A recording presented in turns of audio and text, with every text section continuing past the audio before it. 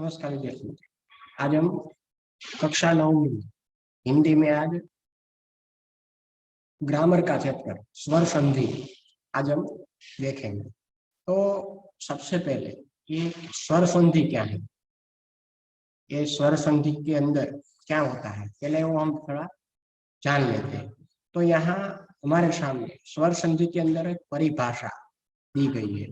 तो ये जो परिभाषा है वो परिभाषा क्या है, पहले थोड़ा हम उनके बारे में जान लेते हैं। तो परिभाषा में बताया गया कि दो वर्णों के मेल से उत्पन्न विकार को संधि कहते हैं। पहले हमें ये समझ में आ गया कि परिभाषा के अंदर संधि किसे कहते हैं। तो दो वर्णों के जो साथ में कोई भी दो वर्ण हो उसका मेल होने पर जो शब्द उत्पन्न होता है उसको हम संधि कहते हैं। तो वो दो वर्णों के मेल से जो उत्पन्न जो विकार होता है उनको हम संधि कह सकते हैं। लेकिन आगे देखते हैं कि संधि का शाब्दिक अर्थ ये है कि मेल या समझौता। संधि का शब्द की दृष्टि से हम उनका अर्थ देखें तो उसका क्या है अर्थ है, मेल या समझौता। तो जब दो वर्णों का मिलन अत्यंत निकटता के कारण होता है तब उनमें कोई ना कोई परिवर्तन होता है और वही परिवर्तन संधि के नाम से जाना जाता है। कि अगर कोई भी दो वर्ण हम ले लेते हैं, यहाँ हमारे सामने उदाहरण बहुत सारे दिए गए हैं। तो दो वर्ण का जब मिलन होता है यानी कि अत्यंत निकटता हो, वो निकटता का कारण होता है तब उनमें कोई न कोई परिवर्तन आता है। और जब वो परिवर्तन आता है वही परिवर्तन संधि के नाम से जाना जाता है। तो वो वर्ण कौन सा दो वर्ण और कौन सा दो वर्ण जब निकट आते हैं, अत्यंत निकट आते हैं, तो जब परिवर्तन आता है तो और परिवर्तन से के साथ जो संधि कहलाती है वो कैसे कहलाती है, हमारे सामने उदाहरण भी बहुत सारे दिए गए हैं। जैसे हम देखते हैं यहाँ हिम प्लस आलय, हमारे सामने यहाँ उदाहरण दिए गए हैं। अब एक वर्ण है हिम जिसके अंदर म के अंदर अ है और आलय के अंदर जो आ है, दोनों स्वर है, स्वर वर्ण है दोनों, अ और आ। इसका हुआ आ। तो यहाँ उनका एक नियम बताया गया है। यहाँ अ एवं आ अत्यंत निकट है। हम जब स्वर वर्ण देखते हैं, स्वर और व्यंजन के बारे में जब सुनते हैं तो अ आ ई उ ए ओ ऐ औ अम अह ऐसे हम स्वर हम देख सकते हैं। तो इसमें जो ये अ है और आ वो दोनों अत्यंत निकट है। तो अ एवं आ के मिलने से विकार हुआ। क्या हुआ? विकार। तो जो यहाँ अ एवं आ के मिलने पर क्या हुआ? विकार हुआ। हमारे सामने विकार आ हुआ। तो यहाँ हिम म से अ निकालने पर जो म है उसके अंदर जो स्वर अ बताया है, जो स्वर उसके अंदर है, तो वो और आलय से आ निकालने पर लय बचा। जब हम हिम में से अ निकाल लेते हैं और आलय में से आ निकाले तो हिम लय, लय ऐसा शब्द हमें मिलता है। तो अ और आ का मिलने से जो विकार हुआ उसका विकार क्या हुआ? आ हुआ। तो शब्द क्या मिलेगा हमें? हिमान। और पूरा शब्द हम देखें तो क्या बनता है? हिमालय। तो यहाँ आगे हम देखते हैं कि हिम प्लस अ प्लस आ, और जो आलय के साथ जो आ था वो और प्लस लय, यानी कि अ और आ का आ हुआ तो हिम आ लय, यानी कि म के साथ आ का संयोग होने पर हिमा बना। और अब जो हिमा और लय दोनों को मिला देने पर हिमालय शब्द मिलता है। अतः हिम प्लस आलय हिमालय, ऐसे शब्द हमें मिलते हैं। तो ये जो हम यहाँ देख रहे हैं तो स्वर संधि के बारे में हम यहाँ देख रहे हैं, तो हमें ये मालूम पड़ता है कि जो कोई भी दो वर्ण हो, उसमें स्वर हो या व्यंजन हो, उसमें से व्यंजन में से जो अ और आ, उनका दोनों का मिलने से जो विकार हुआ वो आ उत्पन्न हुआ, और आ का संयोग से हिम प्लस आलय हिमालय ऐसा हमें मिला। तो ऐसे स्वर संधि हमें, स्वर संधि के शब्द और स्वर संधि के वर्ण हमें दोनों का संयोग होने पर हमें दूसरे नए शब्द हमें मिलते हैं। तो हम आगे थोड़ा और देखते हैं। अब ये जो संधि है वो संधि के कुछ भेद है, पहले उसके बारे में थोड़ा जान लेते हैं। संधि के भेद, कितने भेद है संधि के, पहले हम थोड़ा वो जान लेते हैं। तो सबसे पहले संधि के 3 भेद है। कितने भेद है संधि के? 3 भेद है संधि के, 3 भेद है। उसमें पहले है स्वर संधि, दूसरा है व्यंजन संधि और तीसरा है विसर्ग संधि। ये आपको याद रखना है। संधि के 3 भेद होते हैं। कौन कौन से? स्वर संधि, व्यंजन संधि और विसर्ग संधि। तो सबसे पहले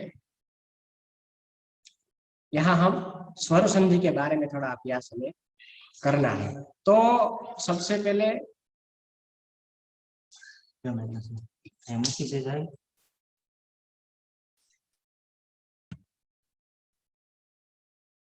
तो संधि के 3 भेद कौन कौन से देखे हमने?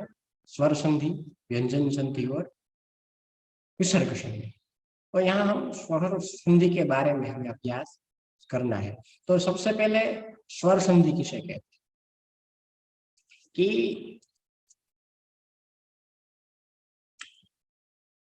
स्वर वर्ण के साथ, स्वर संधि किसे कहते हैं? स्वर वर्ण के साथ, स्वर वर्ण से मेल से जो विकार उत्पन्न होता है उसे स्वर संधि हम कहते हैं। क्या देखा हमने? कि स्वर वर्ण के साथ जो कोई भी स्वर हो, अ आ ई, उसमें से कोई भी स्वर हो, और उसके साथ जब दूसरा कोई, यानी कि वही यानी कि जो उदाहरण के रूप में हम देखते हैं तो अस्वर है और उसके साथ कोई दूसरा और स्वर आए, यानी कि आ ई उ, कोई भी स्वर आए तो उससे जो विकार उत्पन्न होता है उसे हम स्वर संधि हम कहते हैं। तो यहाँ और दूसरे उदाहरण हमारे सामने बताए गए हैं, जैसे अभि प्लस इष्ट, अभिष्ट। यहाँ आपने देखा कि जो अभि के अंदर ई है और इष्ट का ई है, वो दोनों का विकार होने से एक नया शब्द हमें, नया स्वर क्या मिला? ई, यानी कि ये दोनों, अभि के अंदर जो ई है और इष्ट के अंदर जो ई है, वो दोनों ह्रस्व है, और दोनों ह्रस्व का विकार उत्पन्न होने के कारण हमें तीसरा जो नया स्वर मिला वो दीर्घ ई हमें मिला, यानी कि यहाँ ई और ई दो स्वरों के बीच संधि होकर यानी कि दीर्घ ई रूप हमें मिला। तो ऐसे एक दूसरे स्वर के साथ मिलने से जो विकार उत्पन्न होता है उसे स्वर संधि कहते हैं। उससे नया शब्द हमें मिलता है, उसे हम नया रूप मिलता है, इसे हम स्वर संधि भी कहते हैं। जैसे यहाँ हमारे स्वर संधि के 5 प्रकार बताए गए हैं। पहले हमने क्या देखा? संधि के 3 प्रकार भेद देखे, स्वर संधि, व्यंजन संधि और विसर्ग संधि। और वैसे ही यहाँ जो स्वर संधि है उसके भी 5 प्रकार बताए गए हैं। कौन कौन से हैं देखते हैं। कि पहला प्रकार है इसमें दीर्घ स्वर संधि, गुण स्वर संधि, और तीसरी है वृद्धि स्वर संधि, चौथी है यण स्वर संधि, और 5वीं है ययादि स्वर संधि। ये 5 प्रकार ये स्वर संधि के बताए गए हैं। कौन कौन से? दीर्घ स्वर संधि, गुण स्वर संधि, वृद्धि स्वर संधि, यण स्वर संधि और ययादि स्वर संधि। प्रथम 3 प्रकारों के बारे में थोड़ा हमें आज समझना है। ये जो दीर्घ स्वर संधि है, गुण स्वर संधि और वृद्धि स्वर संधि है, वो क्या है, उसमें क्या होता है, तो संधि वहां होती है। तो सबसे पहले दीर्घ स्वर संधि के बारे में हम जान लेते हैं। तो दीर्घ स्वर संधि, निम्नलिखित उदाहरणों को ध्यान से पढ़िए। क्या आपके सामने जो आपकी टेक्स्ट बुक है कक्षा 9 की हिंदी की, उसमें भी ये स्वर संधि एक ग्रामर के रूप में वहां बताया गया है। तो उसमें आप भी जब चाहो तब वहां आप देख सकते हैं कि वहां ऐसा सूचना लिखी गई है कि निम्नलिखित उदाहरणों को ध्यान से पढ़िए। उसमें अ प्लस आ, अ और आ से आ का विकार होने से अ और आ का, अ और अ का विकार होने से नया रूप क्या मिलता है, आ। और उसके उदाहरण हमारे सामने बताए गए। अन्न, अन्न के अंदर अ है, अभाव उसमें भी अ है। तो दोनों का विकार हुआ तो क्या नया शब्द हमें आगे क्या देखा, आ हुआ, तो क्या यहाँ क्या होगा, अन्नाभाव, यानी कि आ स्वर वहां हुआ। तो वैसे ही हम जो कोई भी शब्द हम ले लें, तो यहाँ हमारे सामने बहुत सारे उदाहरण दिए गए। दूसरा उदाहरण है अन्य। अन्य में य के अंदर अ है प्लस अन्य, दोनों अन्य अन्य शब्द है, यानी कि य के अंदर भी अ है और उसके सामने प्लस में भी अ है, यानी कि दोनों का मिलने से अन्य ऐसा रूप हमें यहाँ मिलता है। कैसा रूप मिलता है,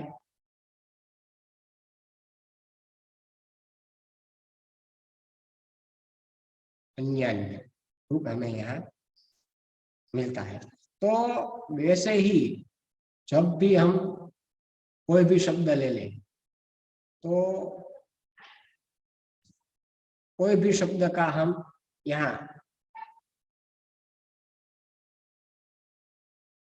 दोनों स्वर से मिलने से हमें तीसरा नया रूप मिलता है, उसी के कारण हम यहाँ अन्यान्य ऐसा रूप हमें मिला। अब आगे बढ़ते हैं कि अ और आ। पहले हमने क्या देखा, अ प्लस अ बराबर आ ऐसा देखा। अब यहाँ दूसरा नियम आया कि अ प्लस आ प्लस क्या होता है, बराबर आ होता है। यहाँ हमने हम देख रहे हैं अ प्लस आ, यानी कि पहले हमने जो अ प्लस आ, तो वो तो होता ही है, वो तो हमने देख लिया कैसे होता है, अभाव, अन्नाभाव हमने देखा उसका उदाहरण। अन्य प्लस अन्य, अन्यान्य हमने देखा।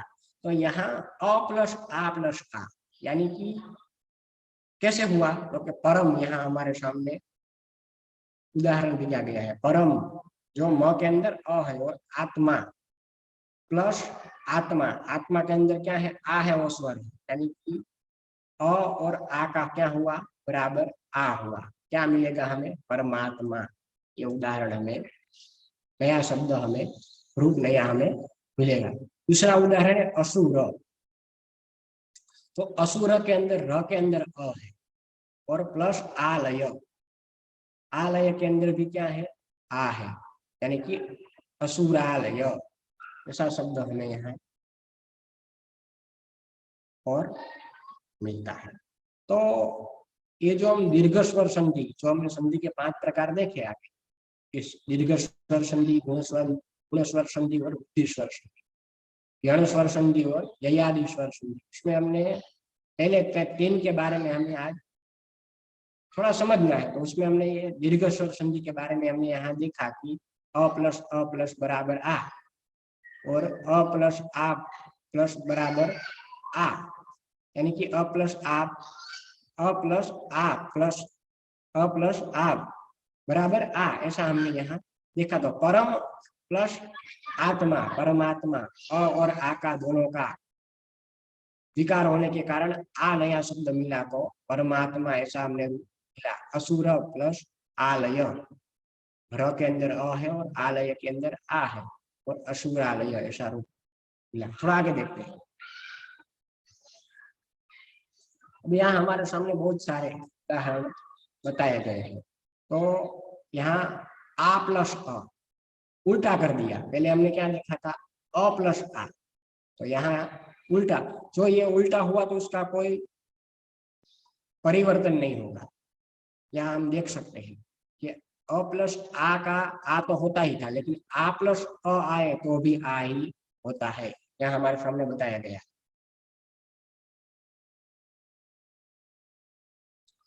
आ प्लस अ बराबर आ।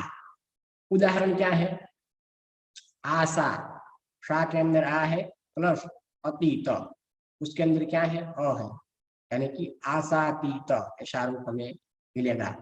आ और अ का क्या हुआ आ। दूसरा उदाहरण है जिह्वा, वहां के अंदर आ है प्लस अग्र, अग्र के अंदर क्या है अ है, तो जिह्वाग्र ऐसा रूप हमें मिला। वैसे ही यहाँ दूसरा है आ प्लस बराबर आ। ये जो हम देख रहे हैं वो सब अ और आ के बारे में ही देख रहे हैं। आगे हम ई उ उसमें क्या होता है वो भी हम आगे देखेंगे। तो यहाँ दूसरा शब्द आया, आ प्लस आ होता है तो क्या होता है, अ प्लस आ होता है तो हमने देखा कि आ होता है। आ प्लस अ होता है तो क्या होता है आ, हमने देखा। तो आ प्लस आ होता है तो भी आ स्वर और आ स्वर दोनों अगर सामने विसर्ग से स्वर के पहले यानी कि प्लस से पहले यानी कि आ है और उसके बाद भी आ है तो क्या होता है, तो उसका भी आ ही होता है। यहाँ हमारे सामने है कृपा, जो यहाँ हमारे सामने उदाहरण है। कृपा के अंदर पा के अंदर आ है प्लस आचार्य, आचार्य के अंदर भी स्वर कौन सा है आ है। जैसे कृपा के अंदर पा के अंदर आ स्वर है, वैसे ही आचार्य के अंदर आ स्वर है।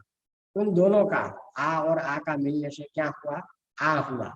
क्या शब्द क्या नया हुआ कृपाचार्य, क्या हुआ कृपाचार्य। दूसरा शब्द है दया, दूसरा शब्द है दया। या के अंदर आ है प्लस आनंद, आनंद के अंदर भी आ है स्वर, तो क्या हुआ दयानंद, आ स्वर के साथ हमें नया मिला। वैसे ही कोई भी शब्द हम ले लें उसका उदाहरण हमें जैसे मिल सकता है। अब अ और आ का हमने स्वर संधि के अंदर हमने ये उदाहरण और समझा हमने कि कैसे यहाँ रूप हमें दूसरा रूप और मिल सकता है। वैसे ही यहाँ अब ई की बारी आई, अ और आ का तो हमने सुना, अब ई प्लस ई होता है तो क्या होता है देखते हैं। ई रस्व है और प्लस ई वो भी रस्व है तो बराबर दीर्घ ई हो जाता है। क्या हो जाता है दीर्घ ई, यानी कि कवि वी के अंदर रस्व ई है और इंद्र यानी कि इंद्र के अंदर भी रस्व ई है। तो हमारा नियम है, नियम ने क्या कहा ई प्लस ई हो तो दीर्घ ई हो जाता है, बराबर दीर्घ ई हो जाता है। तो यहाँ कविंद्र ऐसा हमें, यानी कि जो दोनों ई थे, कवि के अंदर ई था और इंद्र के अंदर जो ई था, उन दोनों का विकार हुआ, मिलन हुआ, तो उसके साथ नया शब्द हमें क्या मिला कविंद्र ई हो गया। दूसरा उदाहरण है हमारे सामने अति, अति के अंदर ती के अंदर ई है और प्लस ई व उसके अंदर भी ई है, यानी कि दोनों का ई और ई का हुआ क्या हुआ अतीव, दीर्घ हो गया। दोनों रस्व थे, अति और ईव दोनों रस्व थे, लेकिन अतीव ऐसा हमें दीर्घ वहां ती है वो दीर्घ है तो दीर्घ ई हो गया वहां। अब वैसे ही हम जैसे ही हमने आगे देखा था अ में अ और आ का आ हुआ, वैसे ही यहाँ है एक रस्व ई है और दूसरा है दीर्घ ई, तो उसका क्या होगा उदाहरण हम देखते हैं। तो यहाँ पहला है वो रस्व ई है और दूसरा है वो प्लस के बाद दूसरा है वो दीर्घ ई है, बराबर है दीर्घ ई, यानी कि इसमें भी जो ऊपर हमने ई प्लस ई देखे वही नियम यहाँ हमें लगाना है। तो यहाँ भी ई प्लस रस्व ई प्लस दीर्घ ई बराबर दीर्घ ई, यानी कि उदाहरण कैसे दिए गए हैं कपि, कपि के अंदर ई है और ईश, ईश के अंदर जो ई है वो दीर्घ ई, लेकिन दोनों का मिलन होने के कपीश ऐसा रूप हमें मिला। यानी कि अगर ह्रस्व ई है और प्लस उसके बाद भी ह्रस्व ई, वो तो दीर्घ ई होता है, वो तो हमें मालूम पड़ गया। लेकिन अगर ह्रस्व ई के बाद कोई दीर्घ ई है तो उसका भी दीर्घ ही होगा। यहाँ हमने उदाहरण देखे कपी, इसके अंदर ई ह्रस्व है और ईश, ईश के अंदर जो ई है वो दीर्घ है, लेकिन दोनों का मिलने के कारण कपीश ऐसा दीर्घ ई वहां हमें मिलेगा। दूसरा उदाहरण है कवि। कौन सा उदाहरण है? कवि। कवि में भी जो पहला वी के अंदर ई है वो ह्रस्व है और ईश उसमें भी वो भी दीर्घ है, तो यानी कवि श रूप में दीर्घ हो गया, यानी कि कवि श में रूप मिला। अब थोड़ा उल्टा कर देते हैं, पहले दीर्घ ई ले लेते हैं और बाद में प्लस ह्रस्व ई आए तो भी ई होता है। यहाँ हमारे सामने उदाहरण यहाँ दिखाए गए हैं, देखते हैं आगे। दीर्घ ई प्लस ह्रस्व ई बराबर दीर्घ ई। तीनों नियम में हमने आगे देखा कि अ प्लस ई का ई हुआ, दीर्घ ई हुआ, ई प्लस दीर्घ ई का भी दीर्घ ई हुआ, और यहाँ भी पहले दीर्घ ई आए और बाद में ह्रस्व ई आए तो भी दीर्घ ई होता है। जैसे फणी, उसके अंदर दीर्घ ई है णी के अंदर, और बाद में इंद्र, उसके अंदर ह्रस्व ई है। दोनों का मिलने से के कारण रूप क्या मिलेगा हमें? फणींद्र। तो फणींद्र, तो उसमें का ई ण के अंदर जो णी है वो दीर्घ हो गया, यानी कि फणींद्र हमेशा रूप मिला। दूसरा उदाहरण है मही। अब मही के अंदर भी ई ऐसा ही है, दीर्घ ई है और बाद में इंद्र, वो ह्रस्व है, यानी कि दोनों का मिलने के कारण महेंद्र ऐसा रूप हमें, ई का रूप हमें मिला। अब ई का ये लास्ट नियम, ई प्लस ई हो तो क्या होता है? दोनों दीर्घ है। देखिए आप यहाँ स्क्रीन के सामने आपको दिखाई दे रहा है, पहला ई है वो भी दीर्घ है और प्लस उसके बाद का जो बाद वाला जो ई है वो भी दीर्घ ही है, यानी कि दोनों का मिलने के कारण उसमें भी यही सेम नियम हमारे सामने आया है, यानी कि दोनों का मिलने के कारण वो भी दीर्घ ही माना जाएगा। यानी कि पृथ्वी, उसके अंदर वी के अंदर दीर्घ ही है और ईश उसके अंदर भी ई है, यानी कि पृथ्वी ईश ऐसा रूप में मिलता है। दोनों ह्रस्व है लेकिन फिर भी वहां दीर्घ ही होगा। जानकी, यहाँ दूसरा उदाहरण है हमारे साथ। जानकी के अंदर की है वो दीर्घ है पहला, और ईश उसके अंदर भी ई दीर्घ है, यानी कि जानकी श ऐसा रूप हमें मिलेगा। तो ये हमने पहले अ वाला आ वाला देखा और ई वाला देखा। अब आगे थोड़ा देखते हैं ऊ वाला रूप। ऊ में भी जैसे आगे हमने देखा, पहला ऊ है और ह्रस्व है, प्लस ऊ है वो भी ह्रस्व है। सेम प्रोसेस है उसमें भी, इसमें भी जो आगे हमने देखा था। ई प्लस बराबर ई, यानी कि दीर्घ ही, दोनों ह्रस्व ई का दीर्घ ही बराबर दीर्घ ही हुआ। यहाँ भी ऐसा ही है, ऊ जो ह्रस्व ऊ है प्लस ह्रस्व ऊ, दोनों का मिलने के विकार होने के कारण वहां तीसरा शब्द बराबर हमने क्या मिला? दीर्घ ऊ, गुरु प्लस उपदेश, क्या दीर्घ हुआ? गुरु उपदेश, वो हमें ह्रस्व में मिला। और वैसा ही तीसरा है, दूसरा है ऊ प्लस ह्रस्व प्लस ऊ दीर्घ, यानी कि बराबर ऊ दीर्घ। कैसे? लघु, उसमें घू में अंदर के अंदर ऊ है वो ह्रस्व है, प्लस उर्मी, वो जो ऊ है उर्मी के अंदर वो दीर्घ है, फिर भी लघुर्मी ऐसा रूप हमें मिलेगा, यानी कि ऊ दीर्घ हो गया। तीसरा उदाहरण है ऊ, दीर्घ ऊ है और प्लस ह्रस्व ऊ है बराबर दीर्घ ऊ। वधु, उसके अंदर ऊ है और प्लस उत्सव, क्या मिला? वधुत्सव। दोनों दीर्घ ऊ और ह्रस्व ऊ दोनों का मिलने के कारण वधुत्सव, दीर्घ उत्सव हमें मिला। ऊ है जो वधु के अंदर वो दीर्घ हो गया। उत्सव है पहले शब्द में के अंदर क्या था? वधु, वो तो दीर्घ था ही, प्लस उत्सव, वो जो ह्रस्व था उस वो दोनों का दीर्घ उ और ह्रस्व उ मिलने के कारण, विकार होने के कारण वो दीर्घ हो गया, यानी कि शब्द मिला हमें वधूत्सव, ऐसा हमें शब्द मिला। लास्ट उदाहरण, उ प्लस उ, दोनों दीर्घ उ है, बराबर दीर्घ उ।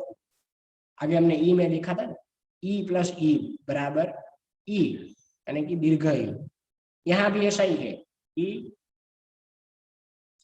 उ जो दीर्घ है और प्लस उसके बाद का जो बाद वाला जो उ है वो भी दीर्घ ही है, यानी कि दोनों का मिलने के कारण वो भी दीर्घ हुआ। यानी कि उदाहरण क्या है, भू जो दीर्घ है और ऊर्ध्व वो भी दीर्घ ही है, यानी कि रूप क्या मिला, ऊर्ध्व, यानी कि दीर्घ उनका हो गया। तो वैसे ही आप लोगों को ये जो उदाहरण है, ऐसे उदाहरणों आप लोगों को अपनी जो हिंदी की कक्षा 9 की हिंदी की आपने जो फेयरबुक बनाई है उसमें आप लोगों को ऐसे उदाहरण थोड़ा लिखना है। कौन कौन से वहां पे शब्द वहां मिलते हैं वो आप लोगों को देखकर बताना है। ऐसे सभी के आ के, ई के, उ के 5-5 उदाहरण आप लोगों को अपनी फेयरबुक में होमवर्क के रूप में आप लोग लिखना है। तो आपको ये मालूम पड़ेगा जो इसमें बताया गया है चैप्टर में, और उसमें से आपको कोई उदाहरण नहीं लेना है और दूसरा कोई और उदाहरण आप लोगों को लेकर होमवर्क के रूप में आप लोगों को लिखना है।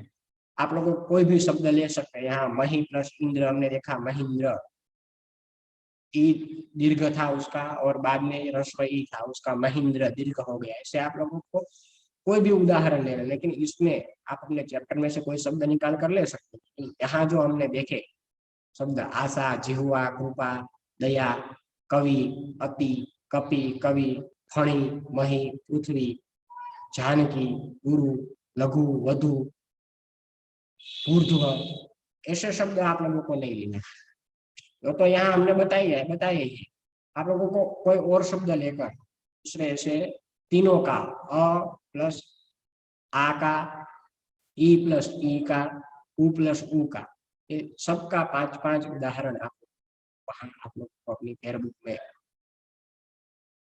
दूसरे और इसमें से बताए, इसमें से आप अपने चैप्टर में से ले सकते हैं। तो चैप्टर है आपकी हिंदी की पाठ्य पुस्तक में, उसके चैप्टर में से आपको ऐसा उदाहरण निकाल सकते हैं और वो भी आप लिख सकते हैं ढूंढ कर, कि इसमें से आपको कोई उदाहरण लेना नहीं है। तो आप लोगों को ये होमवर्क में दिया जाता है 5-5 शब्द आप लोगों को तीनों का अपनी फेयरबुक में लिखना है। तो आज के लेक्चर में हम यहाँ तक का हम देखते हैं। अगले लेक्चर में जब मिलेंगे तब यहाँ से आगे बढ़ेंगे और आगे जो हमने संधि के प्रकार हमने देखे थे, 5 प्रकार स्वर संधि के, उसमें गुण संधि, गुण स्वर संधि और बुद्धि स्वर संधि के बारे में हम थोड़ा आगे अगले लेक्चर में जब मिलेंगे तब जानेंगे। तो आज के लेक्चर में यहाँ तक काम रखते हैं, अगले मिलेंगे अगले लेक्चर में तब यहाँ से थोड़ा आगे बढ़ेंगे। तो आज के लेक्चर में हम यहाँ तक का देखा। होमवर्क फिर से रिपीट कर देता हूँ, अ आ, ई और उ का 5-5 उदाहरण आप लोग को अपनी फेयरबुक में लिखना है और ये पूरा चैप्टर समझ लेना